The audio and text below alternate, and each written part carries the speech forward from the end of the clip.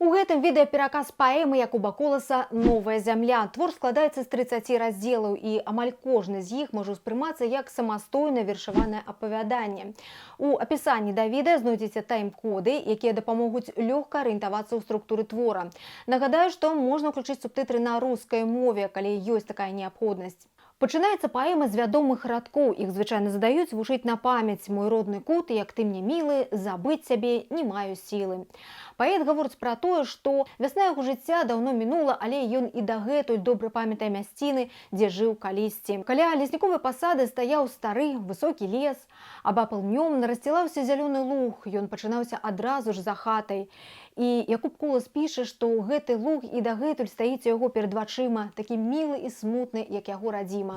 Успаміны выклікаюць у Коласа тугу, таму што ён няволі цяжка змушан і з родным берагам разлучан. Новую зямлю Колас пачаў пісаць, знаходзячыся ў мінскім астрозе. Ён быў зняволены за ўдзел у настаўніцкім з'ездзе. Далей паэт апісвае дубы, дрэўцы каля хаты, пчаліныя вуллі, павець з рознымі патрэбнымі ў гаспадарцы прыладамі, гумно, крытае саломай, хлеў з гнілой страхой, які быў падобны на жбрака. У глыбіні двара стаяла хата, якая сярод запушчанай будовы знешне нагадвала добра прыбраную шляхцянку. Колас запрашае пазнаёміцца бліжэй з жыхарамі гэтай хаты, з гаспадарамі Міхасём і Антосем. Затым апісваецца, як у сялянскай сям'і праходзіла раніца ў нядзельку. Маці Ганна стаяла ля печы і пякла бліны. Дзеці таўкліся каля яе і лавілі на ляту цёплыя блінцы.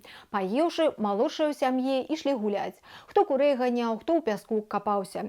Алесь хадзіў каля крынічкі і збіраў ягады. Уладзік пасвіў каровы. Бацька Міхал быў на службе ў пана палясоўшчыкам і нават у нядзельку ранютка ўставаў і ішоў рабіць абход у лесе. Яшчэ ў сям'і жыў і дапамагаў брату па гаспадарцы дзядзька Антось. Ён быў заўзятым рыбаком і хадзіў вудзіць рыбу ў кожную вольную хвіліну. Дома з дзецьмі заставалася маці і займалася жаночай работай, якая не зводзілася ніколі. Познім ранкам усе збіраюцца дома. Дзеці, заўважыўшы дзядзьку, які вяртаецца з рыбалкі, бягуць яго сустракаць. Аднак Антось не рэагуе. Дарогай ён гаворыць пацеры, моліцца. І дзеці разумеюць, што трэба пачакаць, калі завершыцца яго размова са святымі. Як толькі Антось уваходзіць у двор, ён пачынае жартаваць з дзецьмі, а потым расказвае Алесю пра тое, што ледзьве не вылавіў такога шчупака, напэўна, паўпуда важыў, але сарваўся. Тым часам ужо даўно пара снедаць, поўдзень хутка, а бацькі ўсё няма. Антось і Ганна не раз папракалі Міхала ў тым, што занадта ўжо ён адданы той службе. Перад панам усё роўна не выслужыцца, знойдзе да чаго прычапіцца. А Міхал проста не мог інакш, хоць і кпілі з-за яго такой стараннасці, таксама з яго і сябры па службе. Але Міхал баяўся, што як толькі ён страціць дбайнасць, абавязкова ў лесе якое-небудзь ліха надарыцца. Пажар, парубкі, альбом, патравы. Робячы абход у лесе раніцай у нядзельку, ён атрымліваў асалоду ад назірання за прыродай. Нарэшце ён вярнуўся дадому, і яго, таксама як і Антося, выбеглі радасна сустракаць дзеці. Усе садзяцца за стол снедаць. Міхась з Антосем, як старэйшыя ў сям'і, занялі месцы канцавыя. Паміж татам і Алесем сеў Кастусь. Збоку каля дзядзькі Уладзік. Увогуле сям'я была немалая: 4 хлопцы, 3 дзяўчаці, ды бацька з дзядзькам, 3 маці. Малыя ядуць асобна, паколькі яшчэ не ўмеюць як следна паводзіць сябе за сталом. Спачатку ядуць верашчаку, макаючы ў яе аладкі. Потым маці пайшла ў камору за другой стравай, яшчэ больш смачнай, тварагом, запраўленым смятанай. Пасля таго, як паснедалі, дзядзька закурыў, а Міхал задумаўся. Пра што думае бацька ў сям'і, добра ведалі. Ён марыў разжыцца уласнаю зямлёю, тады б можна было быць самому сабе гаспадаром і не працаваць на пана. Крыху памаўчаўшы, ён расказвае навіну. Ён тут папытаўся ў людзей і даведаўся пра тую зямлю каля Заблоння. Кажуць, там адразу за хатай гароды ды такія, што штогод удаецца збіраць добры ўраджай. Так, Міхал стараецца заахвоціць жонку, а затым працягвае: і рэчка там ёсць, а ў ёй рыбы безліч. Відавочна, гэта інфармацыя павінна была зацікавіць рыбака Антося. І зямля там добрая, грунт чорны, жыта родзіцца багата, і лес там ёсць, і школка для дзяцей, працягвае распісваць Міхал. Чаму ж тады гэтую зямлю ніхто не купляе, засумнявалася маці. Не бойся, зямля нас чакаць не будзе, сярдзіта адказаў Міхал. А потым пачаў пераконваць, што калі так сядзець, то нічога не высядзеш, што і далей так жыць, спадзяючыся толькі на панскую ласку. Ды яшчэ пан быў добры, а то зараза, а колькі гонару і мух. У цэлым Антось падтрымліваў Міхала ў імкненні набыць сваю зямлю, вось толькі дзе браць грошы. На што Міхал яму адказвае: ну, штосьці ў нас ёсць, а там быка прададзім, карову. Не трэба баяцца, трэба толькі пачаць, і ўсё ў нас атрымаецца. Урэшце рэшт прыйшлі да высновы, што неабходна паехаць у тое заблонне і ўсё як след разгледзець, а там канчатковае рашэнне яны прымуць пасля. Затым у паэме распачынаецца расповед пра мінулае, і толькі ў канцы твора мы зноў вернемся да гэтага моманту, калі Міхал разам з Антосем збіраюцца паехаць у заблонне глядзець зямлю. А пакуль Якуб Колас расказвае нам пра палясоўшчыка Міхала. Як толькі ажаніўся, ён адразу ж аддзяліўся ад бацькі, бо стала цесна. Давялося яму павандраваць у жыцці. Хадзіў на сплаў, разоў са два схадзіў у прусы, потым наняўся да пана на службу. Стары ляснічы цаніў Міхала як добрага служаку. Ганяў усюды небараку. А калі Міхал бывала жаліўся, пан яму адказваў: добры конь і цягне дужа. Міхал выконваў не толькі непасрэдныя свае службовыя абавязкі, але і асабістыя патрэбы пана. Правіў панскія сенакосы, даглядаў за панскім статкам. Пан ляснічы выдзеліў Міхалу надзел у самай глушы. Зямля там была пустая, неўрадлівая, і ўсё там было маркотна і няміла. Але Міхась узяўся за гаспадарку на новым месцы, на падмогу яму прыехаў брат Антось, і зямля ажыла. І вось ужо праз некалькі год Міхал, аднойчы вяртаючыся з абходу, збочвае з дарогі, каб паглядзець, як у іх каласіцца поле, пагладзіць жытні каласок і падзякаваць Богу. Антось быў руплівым гаспадаром, і хутка ў іх усё зацвіло, загаманіла. А ў хаце таксама быў лад і парадак, дзякуючы Ганне, добрай гаспадыні. Аднак не паспеў Міхал са сваёй сям'ёй спакойна і 5 гадоў пажыць, як пан загадаў ім перабірацца ў новае месца. Новая зямля паэма аўтабіяграфічная. У свой час сям'я паэта таксама вымушана была пакінуць сваю першую гаспадарку і пераехаць у Альбуць, леснічоўку непадалёк ад Стоўбцаў. Тое месца, куды па загаду пана пераязджае сям'я Міхала, называецца Парэчча. Пераязджаюць яны ў тое Парэчча напярэдадні Вялікадня. Прыехалі сваякі, каб дапамагчы з пераездам. Калі ўжо ўсе рэчы былі складзены ў вазы, усе сабраліся за сталом у пустой хаце, каб апошні раз выпіць чарачку-другую. Ганна яшчэ раз агледзела хату, і яе сэрца жаласцю заныла. А затым яна палажыла кусок хлеба з соллю пад красны кут у завуголле і выйшла з хаты. Алесь і Уладзь разам з дзядзькам пайшлі пяшком і пагналі статак праз лес. Астатнія члены сям'і паехалі ў вазах. На першы погляд нецікава выглядала тое Парэчча. Усё тут было запушчана: хлеў, гумно, да і сама хата. Але пачыналася вясна, якая мімаволі спрыяла пазітыўнаму настрою. Так і ў сям'і Міхала паступова ўсе адчулі прагу да жыцця і захацелі змагацца за лепшую долю. Праз 2-3 тыдні пасля пераезду усе яны глядзелі на гэты свет ужо весялей. Антось, добры гаспадар, хутка прывёў у парадак усе будынкі. Разам яны навялі парадак паўсюль, і пачалося для іх новае жыццё.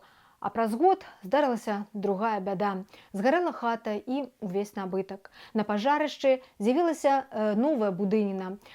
Часовая зямлянка, якая цяпер была для іх замест хаты. Вечарамі каля зямлянкі распальвалі вогнішча, і Алесь з Костусем любілі падоўгу сядзець каля гэтага вогнішча. Дарэчы, прататыпам Костуся з'яўляецца сам паэт у дзяцінстве. Сапраўднае прозвішча Якуба Коласа Константин Мицкевич. І вось на небе ўжо з'яўляліся зоркі, цямнела, станавілася братам страшнавата. Аднак ніхто з іх адзін аднаму ў гэтым не прызнаваўся. Ім здавалася, што дзесьці там хаваецца нейкі страшны стары, які ходзіць з вялікім мяшком і збірае ў яго дзетак, а затым замятае свой след, каб ніхто яго не знайшоў, доўгай сівой барадой. А вось за той елкай, напэўна, прытуліўся нейкі мярцвяк, і глядзець на іх так страшна, быццам бы збіраецца зацягнуць іх у магілу.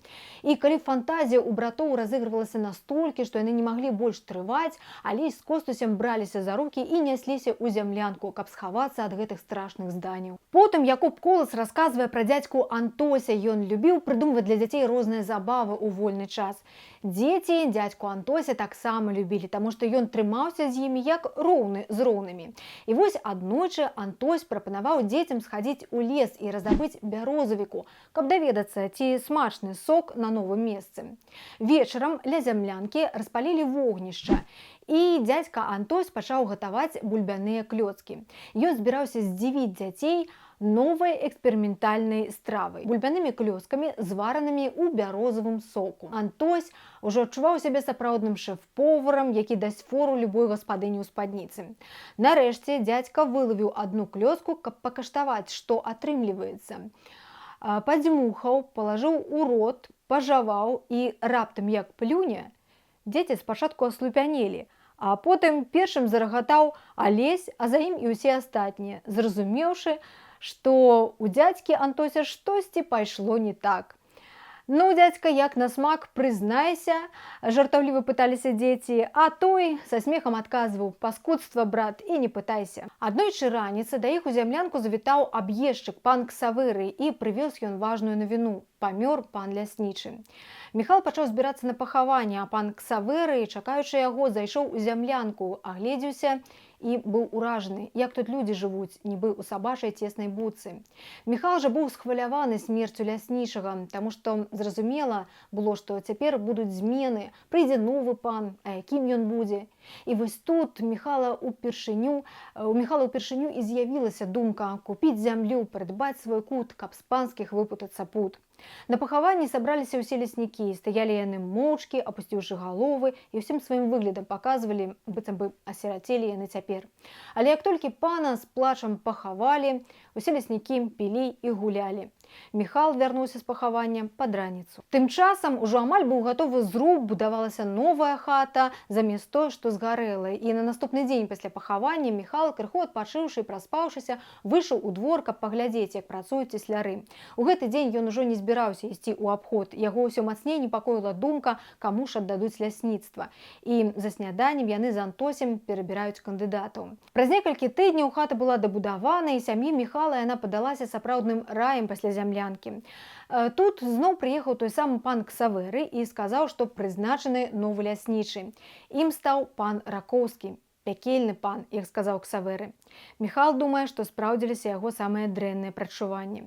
А потым ён упершыню сустракаецца з гэтым панам, і пан прад'яўляе Міхалу адразу ж мноства прэтэнзій. Прыйшоў неяк Марцін, ён таксама быў на службе ў пана, перадаваў панскія наказы, займаўся паперамі. І вось ён прынёс наказ для Міхала, сказаў, што у пана ёсць работа і для яго, і для яго брата Антося.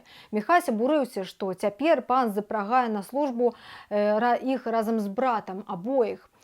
Затым ён успамінае, што была б у яго свая зямелька, гэта б іх выратавала. Не трэба было б выконваць дурныя загады пана. Адным словам, Міхалу было не соладка на службе ў новага пана. Ганна іх настройвала разам з Антосем на тое, што не трэба ўжо так выконваць усе загады гэтага пана, а часамі трэба ж і агрызнуцца, а то ён так і будзе насядаць. «Якая ты смелая каля печы», – гаворыць ёй у адказ Міхась.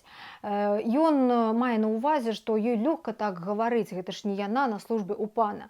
Але аднойчы Міхал не вытрымаў і ўсё-такі агрызнуўся, і на дзіва гэта не мела для яго непрыемных наступстваў. Пасля пан з ім размаўляў так, быццам бы нічога і не здарылася. Затым у паэме расказваецца пра дзедаў човен. Гэта гісторыя звязана з дзедам Юркам, цесцем Міхала. Ён быў рыбак. Ціхі, разважлівы, не мог сцярпець крыўды і махлярства. Як мы памятаем, Антось таксама быў рыбаком. І вось аднойчы дзед Юрка аддаў Антосю свой човен. Шчаслівы Антось цягне човен дадому, затым спускае яго на раку. Думае, што як толькі управіцца сяўбой, то залатае гэты човен, каб не працякаў. Пакуль Антось працаваў у полі, Кастусь гуляў з гэтым чоўнам, і як толькі у Антося выдаўся вольны дзянёк, ён прыйшоў на рэчку, выцягнуў човен з вады, перакуліў яго, замазаў шчыліны, а затым спусціў яго на ваду, сеў у яго і паплыў. Плыве і раптам уразаецца ў дрэва. Антой запынуўся ў вадзе, а човен ператварыўся ў карыта, і нос, і частка дна адбіта. Штотыдзень Міхал хадзіў на сесію да пана. На гэта спатканне з панам Злыднем з'язджаліся ўсе аб'ездчыкі і леснікі. Убачыўшы ўсіх, Міхал адразу ж мяняў выраз твару на больш вясёлы. Ён не хацеў, каб з яго нягод астатнія кпілі. Увогуле, узаемаадносіны Міхала з яго сябрамі па службе былі не самыя лепшыя. Усе стараліся выслужыцца перад панам, былі і такія, што данасілі адзін на аднаго, і пан да гэтага заахвочваў. Звычайна спачатку ў канцылярыю да пана выклікаліся аб'ездчыкі са справаздачай. Гэтым разам нечакана быў выкліканы аб'ездчык Памдзей. Гэту мянушку ён атрымаў таму, што любіў прыгаворваць пані Дзею. І вось пан пытаецца ў Памдзея, як даўно ён быў на каморы, колькі разоў. Памдзей адказвае 5 разоў. Затым пан выклікае лесніка Астахновіча і пытаецца ў яго, як даўно Памдзей быў на каморы.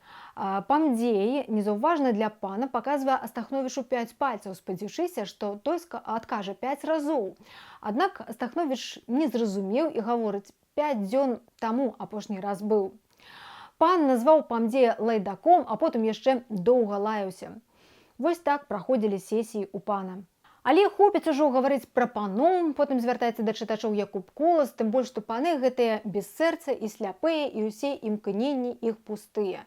Лепш вернемся ў Парэчча, куток мілы і прыгожы. Як толькі сям'я Міхала пераехала ў Парэчча, яны завялі тут пчол. Антой пачаў разбірацца ў гэтай новай для яго справе, і з яго атрымаўся нядрэнны бортнік. У раздзеле «Падгляд пчол» апісваецца летняе жнівеньскае свята, паводле хрысціянскага календара мядовы спас. Да гэтага свята прыбіралася хата, чакалі гасцей, кумоў. Прыязджалі хросныя бацькі і маці, прывозілі дзецям падарункі. Гаспадары, у сваю чаргу, запрашалі іх за стол, частавалі і давалі з сабой мёду. Пры гэтым мёд збіралі ўсе разам, а потым дзялілі між кумамі. Якуб Колас апісвае, як адбываўся сялянскі банкет. За сталом налівалася чарка і пускалася па крузе. Гаспадыня запрашала ўсіх частавацца, пакаштаваць усё, што было на стале. Звычайна жанчыны крыху адмяжоўваліся ад мужчын і частаваліся больш салодкай гарэлкай. Потым пачыналіся спевы і пускаліся госці ў скокі, а пад канец застолля гучалі больш сумныя песні, і госці раз'язджаліся па дамах. Набліжалася зіма. Міхал прапанаваў наняць для дзяцей дырэктара, настаўніка, значыць. Такім настаўнікам стаў хлопец Яська. Ён сам нядаўна скончыў 4 класы ў школе і ўжо мог чамусьці навучыць дзяцей Міхала. Галоўнае, яму не трэба было шмат плаціць. Антой сумняваецца, ці будуць такога настаўніка дзеці слухаць, сам такое ж дзіцё, не аўтарытэт. Адказ Міхала быў кароткі: калі што, адлуплю. Прывезлі дырэктара. Яська стаяў невялічкі, маўклівы, палахлівы, і ён думаў пра сябе: жыць тут, напэўна, будзе страшнавата. Лес, кусты і адна хата, напэўна, яшчэ і ваўкалакі водзяцца. Распачалася навука з малітвы перад абразамі. Дырэктар аказаўся памяркоўным і добрым да сваіх вучняў. Аднак у Алесе неяк адразу не заладзілася з законам Божым. Ніяк ён не мог нічога запомніць. Іншыя з яго кпілі і жартавалі. І вось аднойчы, калі ўсе спалі, Алесь злез з печы і парваў ненавісныя яму начаткі, ды і падстроіў яшчэ ўсё так, быццам бы гэта каты зрабілі. Наступным вечарам бацька прынёс новую кнігу, але і ад яе Алесь пазбавіўся, кінуў начаткі ў снег за хлявом. Тут бацька ўжо так раз'юшыўся і адлупцаваў сына, што ажно маці давялося бараніць. Але затое пасля гэтага выпадку у Алеся справа з навукай пайшла лягчэй. У паэме шмат лірычных адступленняў з разважаннямі аўтара аб сэнсе жыцця, а таксама з апісаннем пейзажаў тых мясцін, дзе праходзіла дзяцінства Якуба Коласа. Так, на пачатку раздзела пад назвай «Вечарамі» паэт піша: «Малюнкі родныя і з'явы, як вы мне любы, як цікавы». Далей ідзе прыгожае апісанне пейзажаў роднага краю, якое завяршаецца разважаннем аб цяжкім лёсе роднай Беларусі. «Эх, мілы край адвечнай мукі», піша пра радзіму Якуб Колас. Затым ён расказвае пра тое, як праходзілі зімовыя дні ў сям'і Міхала. Хлопцы вучыліся да абеду, а потым выходзілі, ішлі на рэчку пакоўзацца на лёдзе. Таксама яны любілі бавіць час з дзядзькам Антосем, які быў і чалавекам добрым, і гаспадаром выдатным. І, канешне, кожная дзяўчына пагадзілася бы за яго выйсці замуж, але было ў маладосці Антося нешчаслівае каханне. Наста, якую ён вельмі кахаў, з якой збіраўся ажаніцца, замяніла яго другім.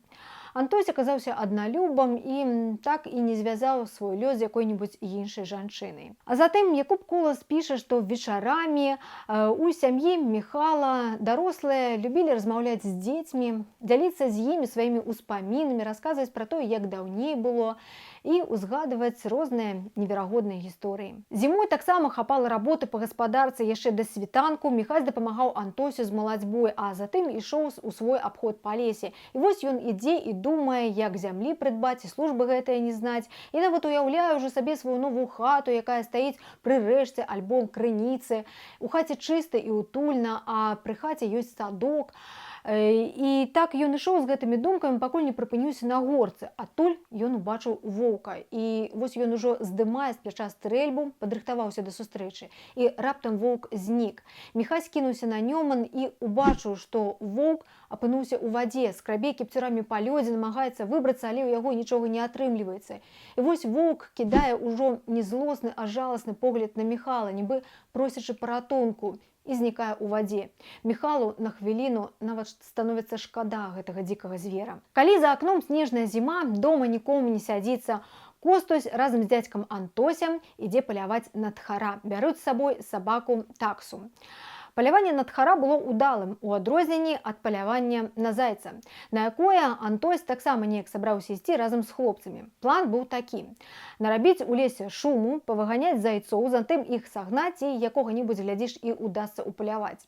Узялі з сабой бляху, званок, ражок, скавараду, у якую трэба было біць напільнікам з рукаяткай. Пайшлі, ушчынілі ў лесе лямант, але так нікога і не ўбачылі. Так і не давялося дзядзьку Антосю стрэліць у зайца. Ніхто з дамашніх не згадае, чым рэчка Костуся займае. Так пачынаецца чарговы раздзел у паэме.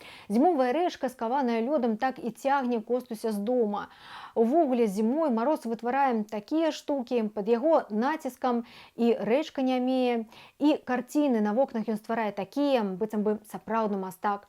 Любіць Костусь пагуляць і па засніжаным лесе. Але як бы не захаплялі зімовыя пейзажы, праз некаторы час душа зноў пачынае прагнуць вясны, і упершыню думкі аб хуткім абуджэнні прыроды прыходзяць напярэдадні калядаў. У сям'і Міхала рыхтуюцца да свята. Антось з Костусем ідуць на рэчку, прасякаюць палонку, і вось ужо на снег яны высыпаюць рыбу. Затым грыбы, зайцоў, рыбу Міхал прывозіць панам у нясвіж, а за атрыманыя грошы купляюць сёе-тое да свята. У хаце тым часам ідуць прыгатаванні да куці. Маці гатуе розныя смачныя стравы, а Антось ідзе ў лес за ялінкай, каб парадаваць дзяцей. І вось вечарам стол засцілаюць абрусам, пад абрусам сена. Сярод святочных страў квас, кісель, кампот, пшанічныя праснакі, бліны на маку і, вядома ж, куцця. Гэта каша такая. На наступны дзень збіраюць сена са святочнага стала і шукаюць у ім зярняткі, так гадаюць, ці будзе на лета хлеб, а затым гэтым сенам кормяць хатнюю жывёлу. Надыходзіць пара барацьбы зімы з вясной, то адліга, то зноў завіруха. Раптам ноччу сярод цішыні чуюцца таемныя гукі. Што гэта? Скавытанне, грукат. Хлопцы прыслухоўваюцца, выйшаўшы на двор, і не разумеюць. Першым спужаўся дырэктар Яська і паклікаў дарослых. Выходзіць Антось, прыслухоўваецца і гаворыць: «Эх, Яська, брат, ідзе камета, прапалі мы сканчэнне света». Маці кліча ўсіх у хату, калі гінуць, то ў хаце. Уваходзячы ў хату, Антось смяецца. Затым да размовы далучаецца бацька. Ён пытаецца ў хлопцаў: «Няўжо вы не здагадаліся, што гэта за гукі, у чым прычына?» Усе маўчаць, а потым Костусь разам з Алесем у адзін голас гаворыць: «Гэта ж лёд трашчыць з марозу». І дядька Антось тлумачыць, што спачатку была адліга, вада пацякла, а потым зноў мароз прыціснуў і лёд такім чынам як бы правіснуў. Вось цяпер ён нібы ападае, вось адтуль і ўвесь гэты грукат. Тады Костусь задае дарослым сваё пытанне: а што значыць, калі зорка мігатнецца і пагасне? Куды яна дзяецца?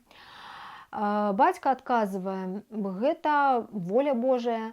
Дзядзька гаворыць, што, магчыма, адказ можна знайсці, калі вывучаць такую навуку, як астраномія.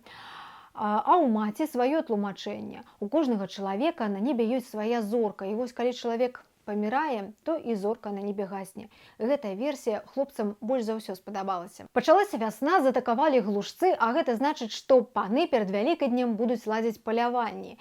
І да гэтага палявання павінны былі ўсё падрыхтаваць Міхал з іншымі леснікамі. Перш-наперш трэба было высачыць месца, дзе атакуюць глушцы. Міхал быў добрым палясоўшчыкам і добрасумленным работнікам, а таму ён вельмі хутка запрыкмеціў гэтыя месцы. Засталося толькі дачакацца паноў. І вось прыехалі пан ляснічы Ракоўскі, пан Свіда з Нясвіжа і нейкі новы пан Крыжавіцкі. Міхалу выпала суправаджаць пана Свіду. Ён прывёў яго да загадзя запрыкмечанага месца і загадаў страляць па камандзе. У выніку пан Свіда вярнуўся са здабычай, Міхала ён узнагародзіў рублём і цыгарэткай пачаставаў. Перад Вялікаднем дзеці зноў пахавалі кніжкі, дырэктара Яську завезлі дадому і пачалі рыхтавацца да свята. Дзеці падмялі двор, мужчыны памыліся, пабрыліся і паехалі ў царкву спавядацца. Па дарозе заехалі да сваякоў. Памаліўшыся ў царкве, мужчыны вярнуліся дадому і пачалі віншаваць адзін аднаго са святам.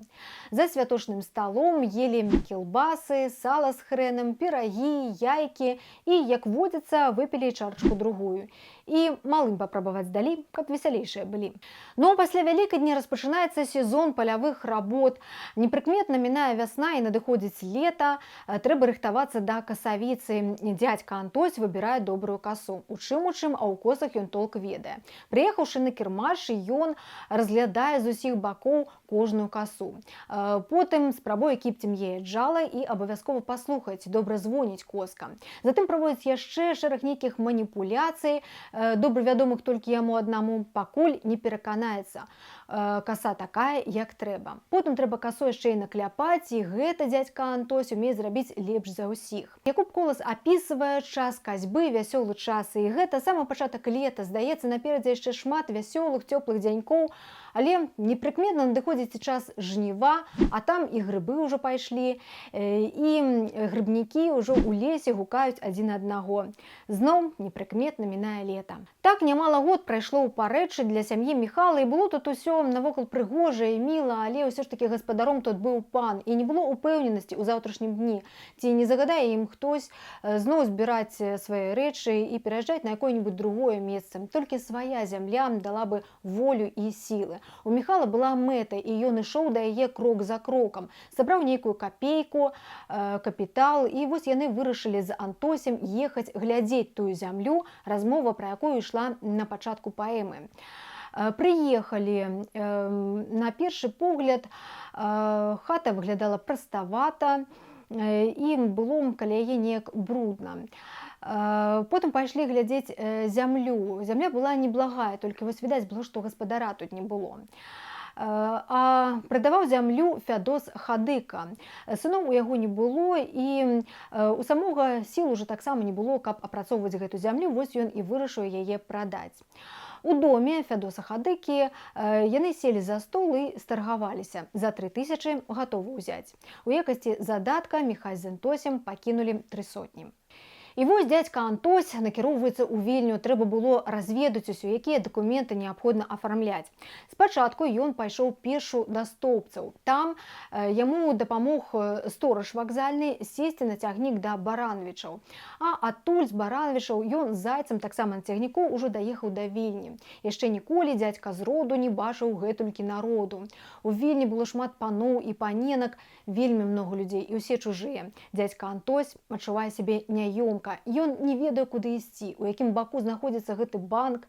Нарэшце ён знайшоў гарадавога, запытаўся, і той паказаў яму, куды накіроўвацца. Дзядзька Антось стаіць перад банкам і, змагаючыся са страхам, все ж таки рашаецца ўвайсці ў вялікую залу. Там, чакаючы, ён знаёміцца з Грышкам Верасам з-пад Ліды, і той радзіць Антосю, што яму трэба аформіць прашэнне, а дапаможа гэта зрабіць Пісарчук за злоты. Затым з гэтай паперы Антось накіроўваецца да чыноўніка, каб зрабіць адметку, і каб доўга не чакаць, тут Антосю даводзіцца даць чыноўніку хабар. Затым Антось разам са сваім новым знаёмым Грышкам рашаюць перакусіць і паглядзець на Вільню з замкавай гары. За білет на гару таксама давялося заплаціць грошы. Але ўсё ж такі прыгожа выглядала Вільня з вышыні. Дзядзька доўга не мог надзівіцца. Завяршаецца паэма філасофскімі разважаннямі аўтара пра жыццё і пра смерць, пра тое, што ўсё на зямлі мае свой пачатак і мае свой канец. Фінал у паэмы трагічны. Міхал памірае, так і не паспеўшы атрымаць асалоду ад працы на ўласнай зямлі. З пакупкай той зямлі выйшла шмат валакіты, і ўсімі справамі займаўся Антось. Ён часта вяртаўся з дарогі сярдзіты. Тым часам Міхала зваліла з ног хвароба. Спачатку ён лячыўся зёлкамі, калі звярнуўся да дактароў, то было ўжо позна. Паміраючы, Міхал гаворыць Антосю: «Зямля, зямля, туды, туды, брат, будуй яе, ты дай ёй выгляд на новы лад, каб жыць нанова». Новую зямлю Якуб Колас пісаў з 1911 па 1923 год. І фактычна ён апісаў жыццё ўсяго беларускага сялянства канца 19 стагоддзя. Цікава, што пісаў Якуб Колас пра сваё, але закладзеныя ім у вершаваныя радкі сэнсы і сёння ўспрымаюцца многімі як блізкія і зразумелыя. На гэтым усё. Спадзяюся, відэо было карысным. Падпісвайцеся на канал і пакідайце каментары.